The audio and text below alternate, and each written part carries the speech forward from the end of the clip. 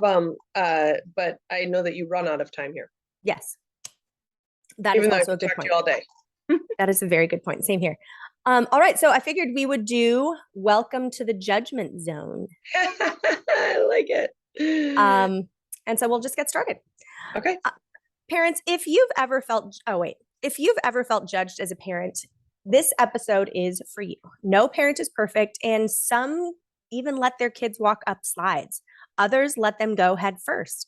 And eating at a restaurant with kids can have side eye thrown your way in a second. Let's not even talk about flying with kids. It is very easy for the judgy to come out in full force. And lucky for us, we have Kristen Schmoke, parenting coach, to help explain all of this. Imagine a world where parenting can be made easier, your questions answered, and harmony in your home is commonplace. Parenting with Heart will give you useful parenting advice for early, middle, and teen development. Hi, parents. I'm Monica, one of two Monicas and a microphone, here to introduce the latest episode of Parenting with Heart. Kristen has her master's in elementary education, is a certified parent coach, and mom of four. Basically, we want to be your one-stop shop for nuggets of information to make your journey as a parent easier. And Kristen, like I said when we were chatting before, this episode is Welcome to the Judgment Zone. So, where do we begin? I picked the playground. Yeah, let's do it. Because that's a fair place to start. I feel like as a new parent, that's one of your first exposures to other parents and how they handle their children. And it's the first place you are, being observed as a parent and your skills or lack of and how you deal with your kids. So I fully admit that I let my kids walk up the slide as long as no one is waiting to go down. That's my only rule. And I remember very clearly having this one father. I let Sienna walk up the slide. No one was waiting. And then his little girl started to do that. And he like pulls her off and he's like, no, we don't do that. I'm like, yeah, I also have let them slide down head first because I figure they will learn. And if they bump their head, I will kiss it and make it better. So why is it that playgrounds are so filled with judgment? Is it just that people have a different concept of what to do? Yeah, you're just like a melting pot of all these different parenting techniques and style all coming to one place. And most of the time, parents are coming there, they're exhausted, they're hoping their kids will run off some energy a little bit, or they're meeting new people for the first time and they're trying to either puff themselves up or offer unsolicited advice. And yeah, you learn a lot about just humans in general from the playground and how parents are super protective of their young and Yes. what is appropriate for their family versus not your family. And parents will send a quick judgment to you. You know, like you said, that dad was like, we don't do that. Yeah, You could no, tell, you're it like, was we're crazy. not going to be friends. No, like, okay, I guess I mean you could slide down a mountain, but you could also climb up a mountain. So this is a transferable skill in my mind. Absolutely, absolutely. I think the biggest thing for parents at any location that they go to, whether it's the playground or anywhere else, is a lot of the things that we're telling our children no to are things that we were told no as a child. Mm-hmm. And so perhaps that dad was never allowed to climb up the slide as a child. Oh, that's a good Perhaps point. you were allowed to slide down head first and learn your way around a playground. And those are just different approaches. And there's Yeah, nothing wrong with it. that's a very good point. The other thing I see is kids who are allowed to climb to the top, like especially middle school when Mhm. they're bigger and they can climb all the way to the top of whatever it is. And then you see little kids trying to do it and I'm like, "No, we're not going to do that." I mean, cuz my kids will fall off. They're Yeah. not in middle school yet, but by the time they get to middle school, I'll probably be like, "Yeah, it's fine. Just be careful you don't fall off." And that's the thing too, is hopefully you know your own child and you know what your child is capable of. But absolutely, there's a ton of judgment that comes there. I would like to think that we as a society can get to a place where we can view another parent as just doing their best Right. and doing the best for their family and their child and meeting their child's needs. Maybe they have a high energy child who is really an amazing climber. And maybe you have an adventurer who likes to go down head first on the slide, or maybe you have a very timid child who Mhm. doesn't like to try new things. And you're just aware of your child. That doesn't necessarily mean that another parent is doing a bad job, and it doesn't necessarily mean that another parent is doing a good job. They're just doing it differently than you. And That there's makes, lots of different ways to do it. yeah, that makes a lot of sense. That makes a lot of sense. Another area where I feel judgment comes out in full force um, is shopping. I remember taking both kids when they were, let's say 3 and 1.5 to Target, thinking that I just wanted to be in the air conditioning. I just needed to run in and run out. And it's not so much other parents with their kids who I felt judging me. It's like the grandmas. For sure. The grandmas, every once in a while someone would smile and be like, "Oh, I understand," as Logan is laying there in the middle of the aisle crying because we're not buying a toy. Yeah. Um, so I still hate taking them shopping because I always just feel eyes on me because my kids are gonna grab everything, knock something over, you know, I don't You know. could be kids. Yeah, yeah, Going shopping, that's a whole nother thing, but that can be an opportunity for you just to get away and do something by yourself.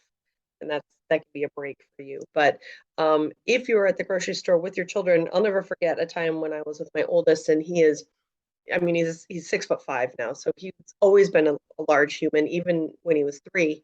And he was acting like a 3-year-old, and he was crying about something. And this older gentleman walked by, and I know he meant no ill harm or right. intent. He said, "Shouldn't he be in school, dear?" And I looked at him and I said, "He's 3." And he goes, "Oh, I thought he was 6." And I was like, "Yep, everybody does." But he's acting like a 3-year-old, which is Yeah, completely age appropriate. And I think as parents, we have a tendency to insert ourselves into that other story as though we know what's happening. Like he inserted himself and was like, "Oh, she's got a 6-year-old. Wouldn't it be easier for her if that kid was just in school?" The reality is, my kid was a 3-year-old, and yeah. no, he didn't belong in school because he wasn't old enough for school at the time. Um, and yeah, I find myself personally judging other families when they have toddlers on iPhones or tablets while they're going through the grocery store, and I Oh, try really sure. hard to be like, nope, okay, no, don't judge them. Um, I find that that's my personal trigger for Hmm. kids. I don't mind if kids are melting down. I don't mind if kids are begging for things off the shelf. But I do believe again, this is behavior that you were taught or not taught as a child, and it Hmm. was either accepted in your family or it wasn't accepted. But I do feel like there's definitely an older generation kind of with those eyes of like, oh, my kids would have never done that. Right? Yeah. And it's easy to say that when you're not in there in the moment. And you'd be like, well, my kids never did that. Well, probably your kids did do it. You've just forgotten. It's been Right. a long time. It's um it's amazing to me, just little things like how you keep your kid near you, like I can tell just even coaching Sienna's soccer team, like my mom voice, I shift into mom voice when she's not paying attention. And the same thing happens at a store. And I sometimes wonder if people are judging me like, "Oh my god, you're being so mean to your kid," and it's just because she wandered off. I'm like, "Yeah, because that's what she does and she's not supposed to." Right. Like, I like to think of it as like, who cares what other people think of us? yeah. If we know that we are doing the right thing by our child and we are doing the right thing for our family and it's aligned with our intention and our mission as a parent, who cares what other people think? We are Excellent. so caught up in, oh my gosh, everybody else is going to look at me. But they're going to judge you anyways, just like you're going to judge them. Why So can't how we do we why can't we just go to a place where we're like, "Oh my gosh, I remember being there. Can I help you in some way?" like as a compassionate way, as I opposed have, to in a non-judgmental way, as yes. opposed to, oh my gosh, can you believe over in aisle three? I mean, I think I'm getting there now when I see other moms with kids, who are 2 and 3. I'm like, oh, I remember that. She's doing the best she can. I remember that. And remember, what was it that you would have needed or would have been really helpful at that point? Somebody giving you the side eye was not helpful. No. What would have been helpful at that point? Well, so yeah, that's what I wanted to ask you. It's like, how do you transition yourself from, you know, how do you avoid those triggers? So instead of judging someone, you're helping them. Yeah, I think that's you're gonna have to dive into your own personal self Mm-hmm. exploratory of like, oh, whoops, that's a trigger for me. As you are going through life and you start to recognize and you're going to the grocery store and you're going to the playground with your child and you go, oh, look at that. That child's climbing up the slide. That's a complete trigger for me. Or look at that kid just ripped a stick out of the other kid's hand, or maybe even just playing with a stick is completely out of bounds for you.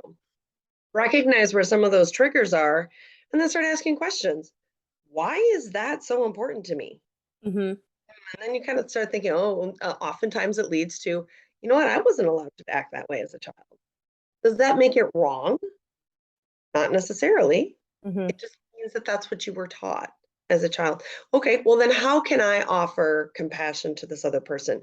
I'm not asking you to teach another person how to do it differently, because that's not offering compassion. Right. That's you thinking that you're better than the other person and that you know a better way. What could you do to support that person I in the usually make a little joke. yeah, I make a little joke and I'm like, oh my gosh, my son just did that last week. I was yeah, mortified. Like, yeah, that totally just happened to me.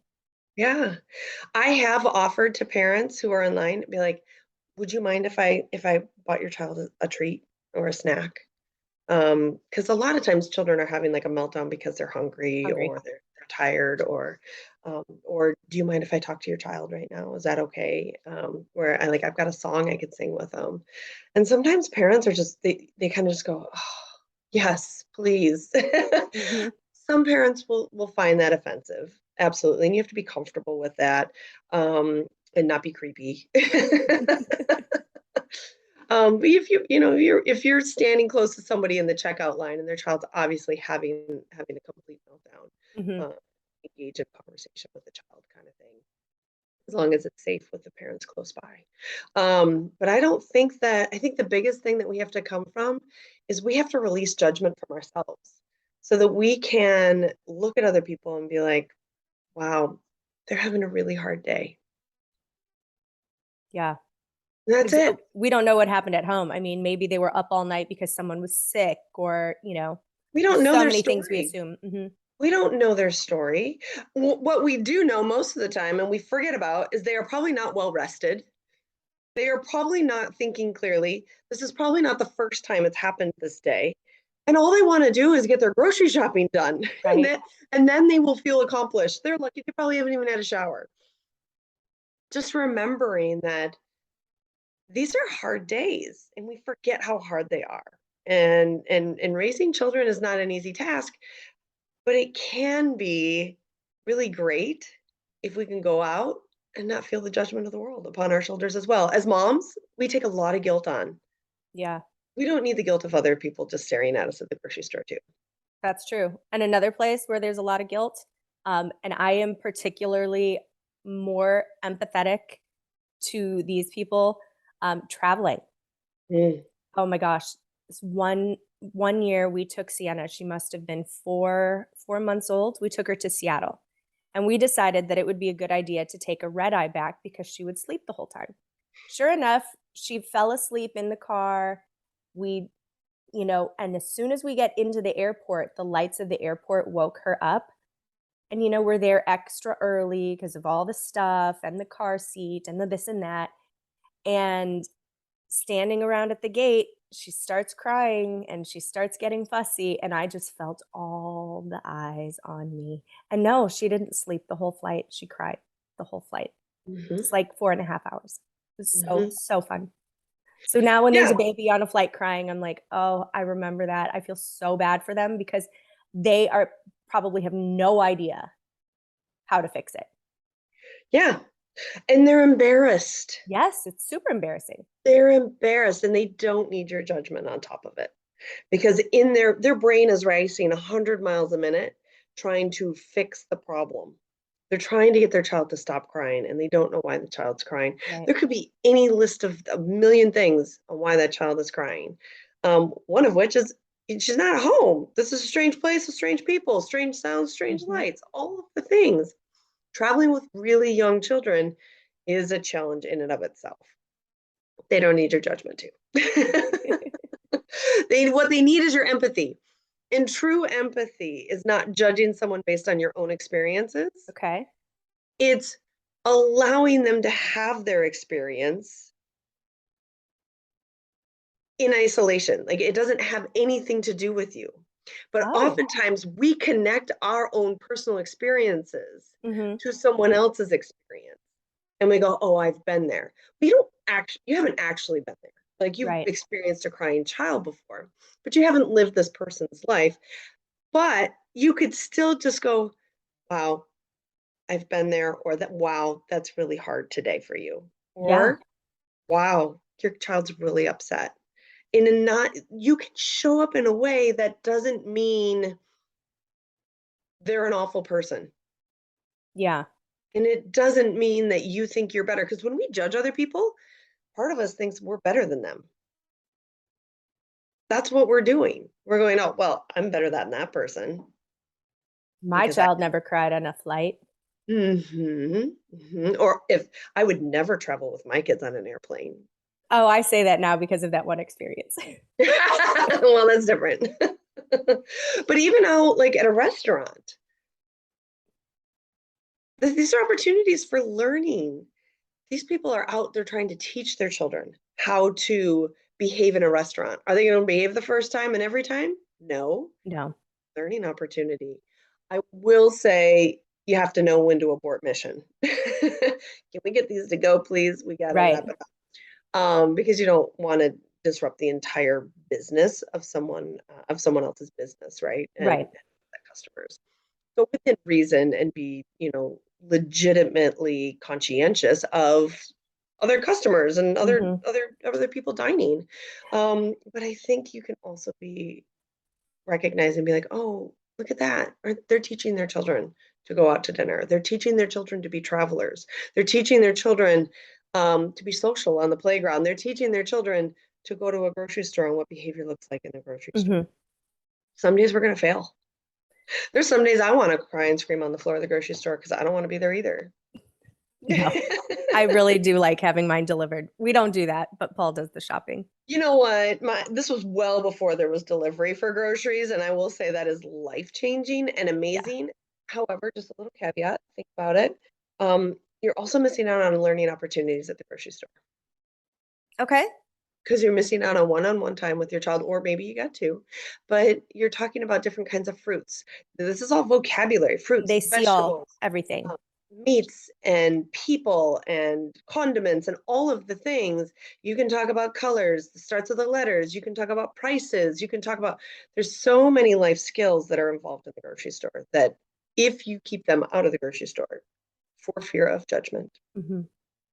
you are missing out on some lessons. That is That is not judgment. That is if you're feeling up for it and if you're feeling um, like you have the energy to master that. Yeah, Don't take that them is in there. very solid advice. If you're tired, don't take them in there. I always end up taking them when I'm like, okay, I just need like, it's just going to be really quick.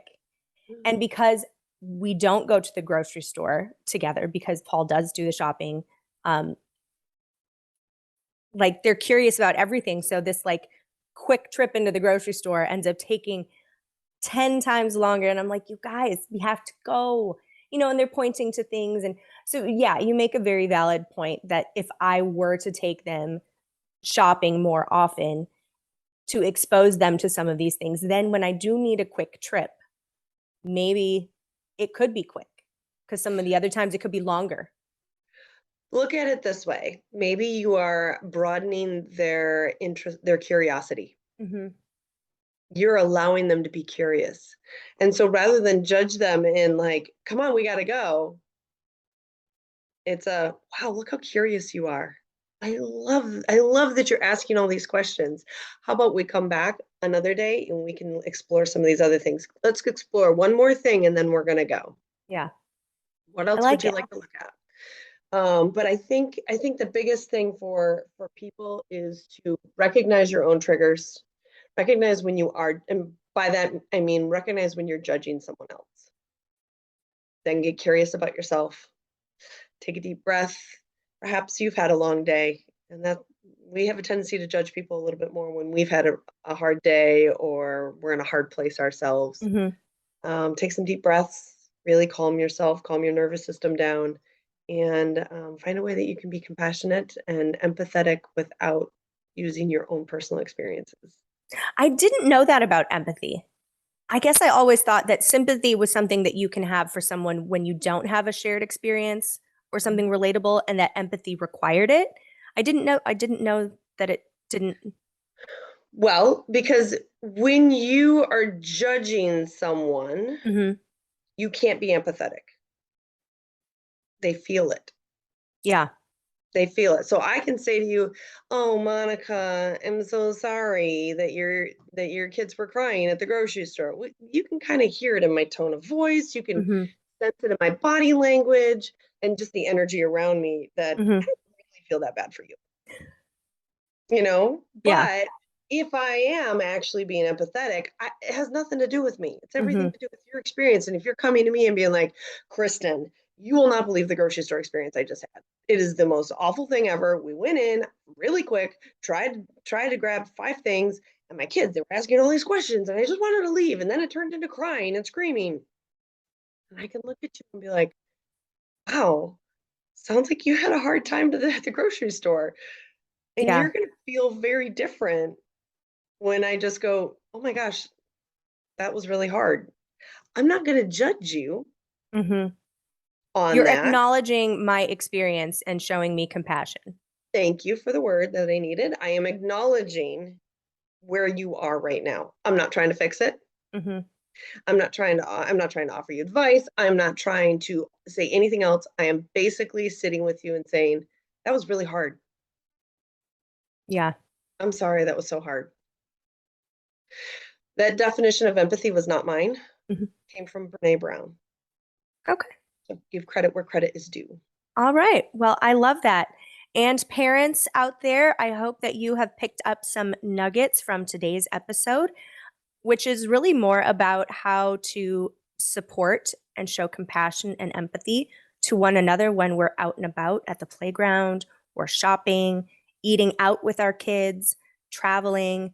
That way, if you come into a situation where you can acknowledge someone's experience and show them some compassion, maybe even be able to help them in a small way, hopefully, we've given you some ideas on how to do that.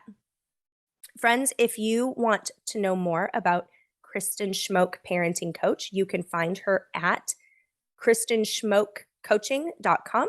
You can also find her on Facebook. What's your Facebook?